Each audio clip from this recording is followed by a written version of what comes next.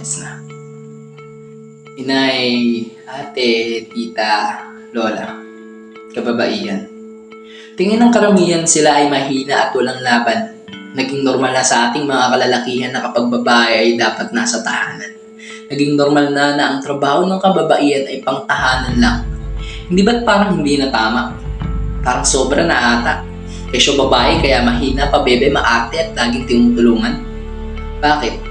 Di ba nila kayang gumawa ng mga bagay na makabuluhan? Di ba nila kayang gawin ang mga ginagawa nating mga kalalakihan? Di ba nila kayang makikipagsabayan sa pagpapamalas ng kakayahan? Guys, nakakapagod na pero kailangan lumaban pa. Nakakasawa na pero kailangan may patunayan ka. Ang buhay ay hindi pantay-pantay kaya kailangan yung humabol at sumabay. Oo, madami mga hadlang sa inyong daraanan pero kailangan nyo itong labanan at tumpasan. Hindi porkit kinuha kayo sa tadyang ni Alan ay magpapasailalim na lang kayo lagi sa kalalakihan. Kaya oras na upang ipaglaban ang inyong karapatan.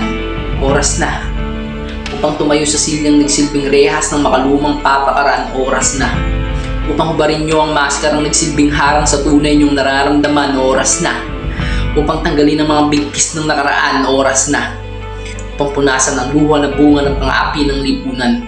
Oras na upang sabihin sa sambayanan na babae kang may kakayahan at kaya mong makipagsabayan sa anumang